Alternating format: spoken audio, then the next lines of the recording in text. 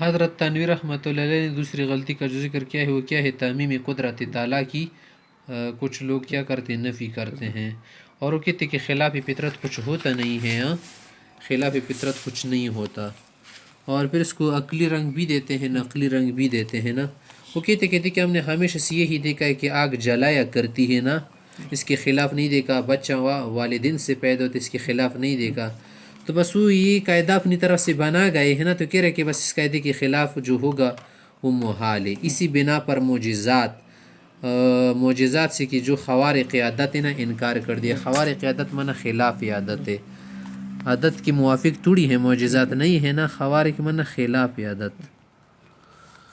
بعض سے تو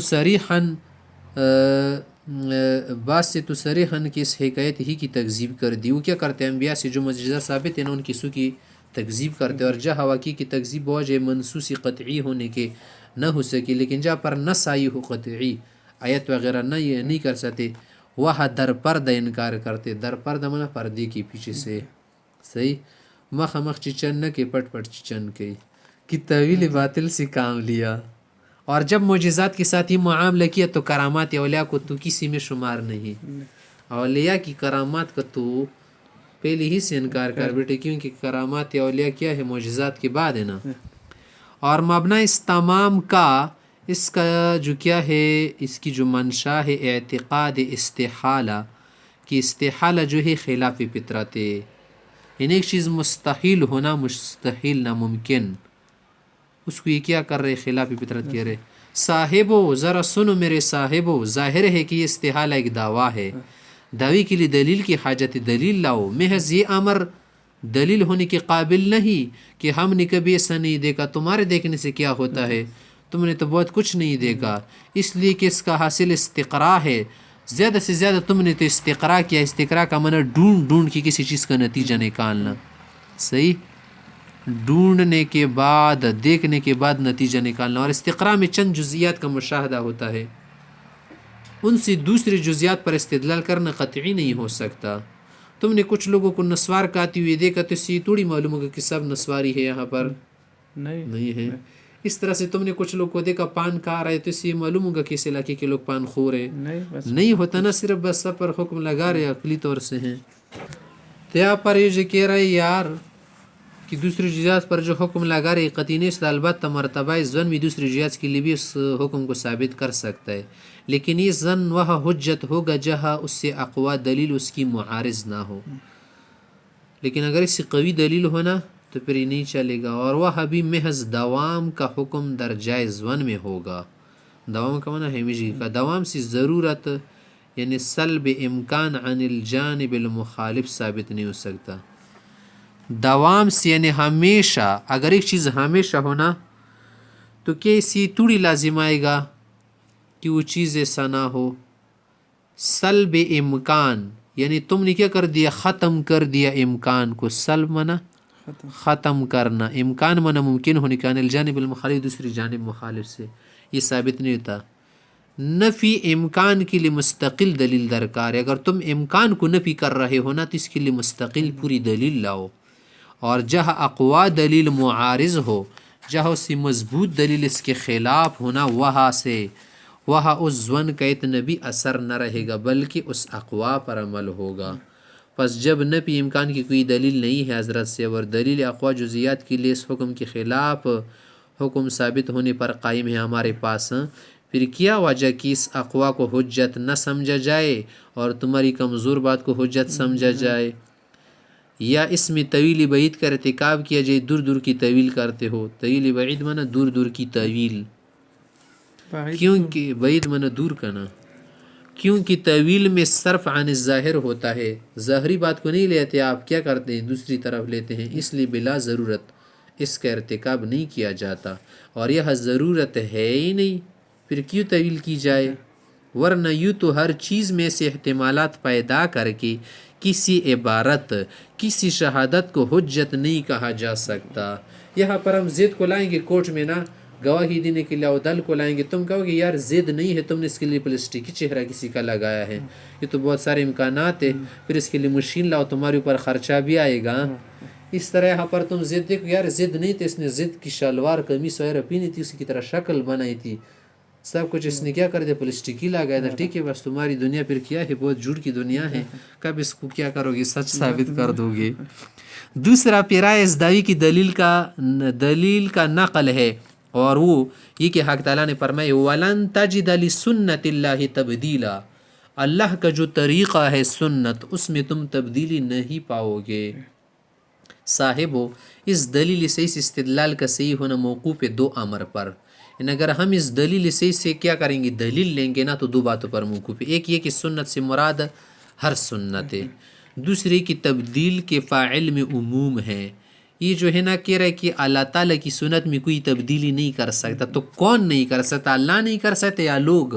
کون نہیں کر سکتا؟ لوگ نہیں کر سکتے. لوگ نہیں کر سکتے، اللہ تو کر سکتے ہیں نا.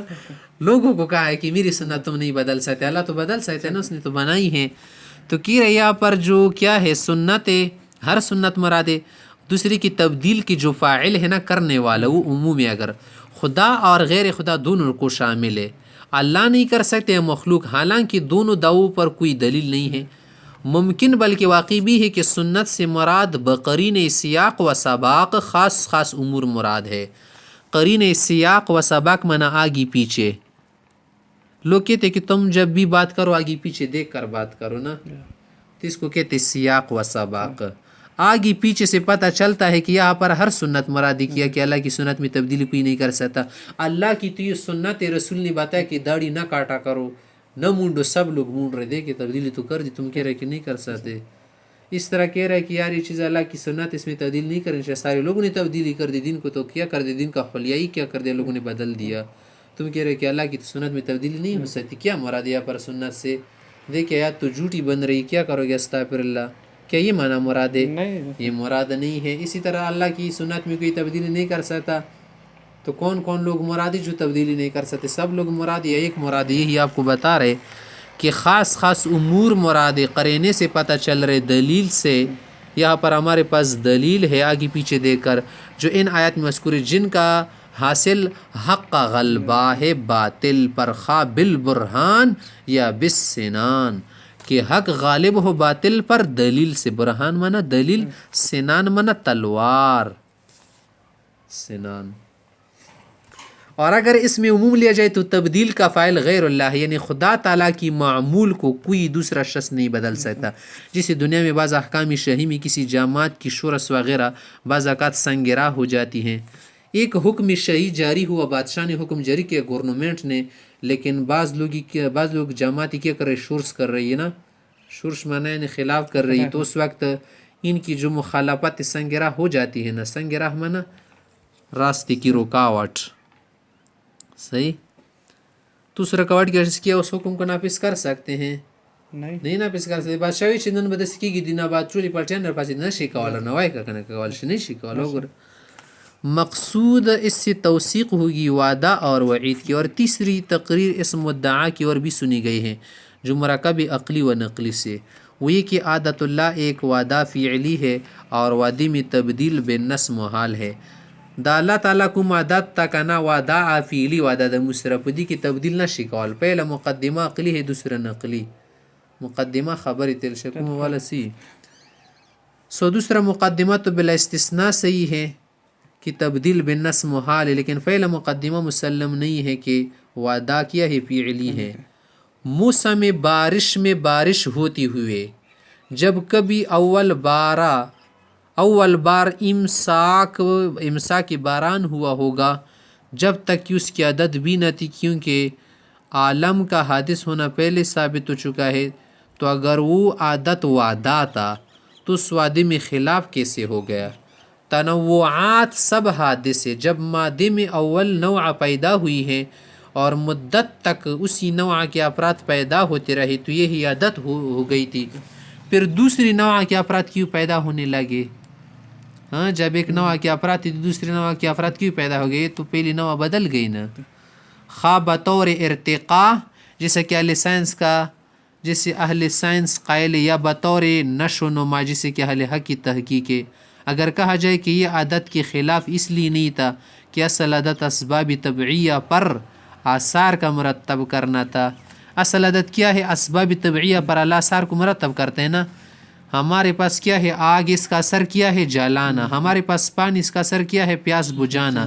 تو ان کو کہتے ہیں اسباب طبعیہ. صحیح. ان کے جو آثار نتائج ان کو کہتے ہیں آثار. تو اکثر جو اسباب ان سے نتیجے وجود میں آتے ہیں یا نہیں آتے؟ یہ دوائی کیوں لوگ لے رہے، خرید رہے؟ کیوں ڈاکٹر دوائی دیتے؟ کیونکہ ان سے شفا حاصل ہوتی ہے. یہ اسباب ہے. ان اسباب کو اختیار نہیں کرے گا وہ بیوقوف ہوگا. چل یہ تو عادت ہے، لیکن بعض اوقات ایسا ہو سکتا ہے کہ ان اسباب کے بغیر بھی آدمی ٹھیک ہو جاتا ہے. صحیح. ان اسباب کے بغیر بھی ٹھیک ہو جاتا ہے. تم تو کہہ رہے کہ اسباب ضروری ہیں. اور اس ابو سعادت میں داخل تو ہم کہیں گے کہ چونکہ اسباب طبیعہ خود تصرفی قدرت و تعلق ارادہ کے محتاج، اس لیے کہ اس اصل کی بھی ایک اصل دوسری نکلے گی، یعنی قدرت و ارادہ سے تصرف کرنا. پس اصل عادت اس کو کہیں گے. سو یہ خلاف سائنس واقع ہونے میں بھی محفوظ ہے. اس اعتبار سے خلاف عادت بھی موافق عادت کے ہو گیا. جس چیز کو تم کہہ رہے تھے کہ خلاف عادت ہے وہی موافق عادت ہے. باعتبار صورت کے خلاف عادت کہنا صحیح ہے کہ چلو صورت کے اعتبار سے کہہ رہے کہ خلاف عادت ہے، لیکن حقیقت کے اعتبار سے موافق ہے یہ. پس واقعات کے انکار یا تحریف کی کون ضرورت ہوئی؟ کیا ضرورت ہوئی کہ تم واقعات کی کیا کر رہے ہو؟ تحریف کر رہے ہو، قرآن کو بدل رہے ہو یا اس کا انکار کر رہے ہو. تو اس لیے تمہاری یہ دعوی کیا ہو گئی؟ جھوٹے بن گئے. صحیح.